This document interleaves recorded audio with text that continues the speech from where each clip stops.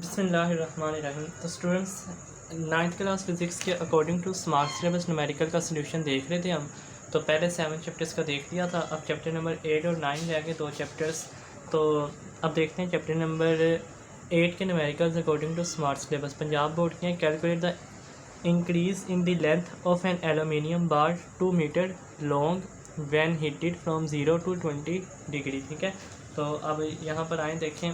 सबसे पहले उसने आपको क्या क्या चीज़ें दी हैं। Original length 2 metre, initial temperature 0 degree Celsius आपको बताया। केल्विन में करने के लिए 273 ऐड करते हैं। T2 फाइनल टेम्परेचर 20 डिग्री था, केल्विन में करने के लिए 273 ऐड करेंगे। ठीक है, नेक्स्ट आपके पास उसने गिवन दिया हुआ कोएफिशिएंट ऑफ लीनियर एक्सपेंशन यानी अल्फ़ा गिवन है 2.5 × 10⁻⁻5। इंक्रीज़ इन लेंथ आपने क्या करना है, फाइंड आउट, यानी L माइनस L नोट यानी कि L माइनस ओरिजिनल लेंथ। ठीक है, ये आपने स्ट्रेस वाले टॉपिक में पढ़ा है। अब जब आप एक चीज़ को स्ट्रेस करते हैं तो एक ओरिजिनल लेंथ होती है और एक उसकी नई लेंथ बनती है। तो ओरिजिनल लेंथ और दूसरी लेंथ जो उसमें चेंज आता है वो आपने फाइंड आउट करना है।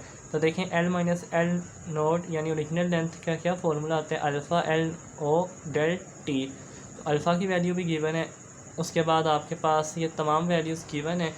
L माइनस L नोट आपने क्या करना है, फाइंड आउट करना है। तो सिंपल आपने सिंप्लीफिकेशन करनी है। जो आपके पास डेल T की वैल्यूज़ भी गिवन है। ठीक है, ये तमाम वैल्यूज़ गिवन है आपके पास। वैल्यूज़ को आपने क्या करना है, सिंप्लीफाई। डेल T से आपके पास मुराद ये कि चेंज इन टेम्परेचर चैप्टर 9 में भी पढ़ना है हमने। तो दो टेम्परेचर से दोनों टेम्परेचर को जब आप आपस में माइनस कर देंगे, ठीक है, फाइनल माइनस इनिशियल यहाँ पर किया हुआ है, तो आपके पास एक रिज़ल्ट आएगा। ठीक है, तो 20 आ जाएगा। बाकी सबको मल्टीप्लाई करना है, यानी जो आपके पास चीज़ें गिवन है तो आपके पास L माइनस L नोट आ जाएगा। 8.3 के बाद 8.4 है। अगर सिंप्लीफिकेशन में कोई मसला होता है तो आप कमेंट सेक्शन में या व्हाट्सएप पर पूछ सकते हैं, अलहदा से आपको समझा देंगे।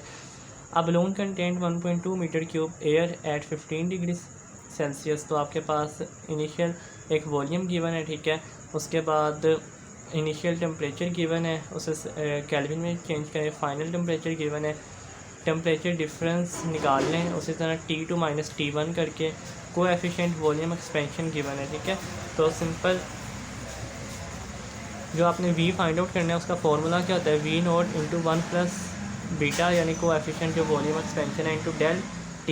ये तमाम चीज़ें आपके पास गिवन है, इनको आप क्या करें, सोल्व करें, यानी बीटा डेल T का मल्टीप्लाई करें आपस में, फिर 1 ऐड करें और फिर जो आंसर आएगा उसे V नोट से मल्टीप्लाई कैलकुलेटर से करने की कोशिश करें, इंशाल्लाह हो जाएगा। ना हो तो आप पूछ सकते हैं।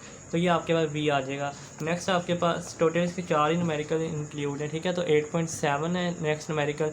तो how much ice will melt by 50,000 joule of heat. तो हीट आपके पास गिवन है 50,000। Latent of fusion of heat आपके पास गिवन है। ठीक है, उसके बाद आपने मास फाइंड आउट करना है। तो आपको फॉर्मूला पता है, M is equal Q is equal to MHF होता है। यहाँ से आपने चूँकि मास निकालना है, मास यहीं पर रहेगा और दूसरी चीज़ उधर जाके क्या हो जाएगी, देखें, डिवाइड। M इधर रहने दे, HF उधर जाके डिवाइड हो जाएगा, ये फार्मूला बनेगा। तो Q को HF से डिवाइड करें, सिंपल आपके पास सिंप्लीफिकेशन करें कैलकुलेटर से, तो आपके पास आंसर आ जाएगा मास का। लास्ट न्यूमेरिकल है 8.9। ठीक है, तो आवाज़ से मेरी आपको लग रहा होगा थोड़ी आहिस्ता आ रही होगी, एक ही दिन में सारे न्यूमेरिकल्स करवाए हैं तो थोड़ा सा थक गया हूँ। तो how much heat is required to change 100 gram of water at 100 degree Celsius. ठीक है, तो आपके पास एक तो मास ऑफ वाटर गिवन है ग्राम में, उसे kg में पहले कन्वर्ट कर लें। टेम्परेचर गिवन है आपके पास, उसे क्या करेंगे आप, केल्विन में कन्वर्ट करेंगे। सिंपल आपने क्या करना है, latent heat of vaporisation of water is equal to HF होता है, तो HV इज़ इक्वल टू, तो ये आपके पास HV है, latent heat of vaporisation of water. HV आपको गिवन है, हीट आपने फाइंड आउट करनी है। तो वही Q is equal to MHV आपने फार्मूला पढ़ा हुआ है, पीछे भी यूज़ किया है, उसी को अरेंज किया हुआ है। ठीक है, तो आप देख लीजिएगा, रीअरेंज करना है। तो MHV, वहाँ पर F की बात है, यहाँ V की बात है। तो MHV, M भी मौजूद है, HV भी मौजूद है, दोनों को मल्टीप्लाई करेंगे तो Q आ जाएगा। ठीक है, तो चैप्टर 8 के न्यूमेरिकल भी कंप्लीट हुए हैं। लास्ट चैप्टर 9 के न्यूमेरिकल रह गए हैं, अब अगली वीडियो में वो देखते हैं। Thank you.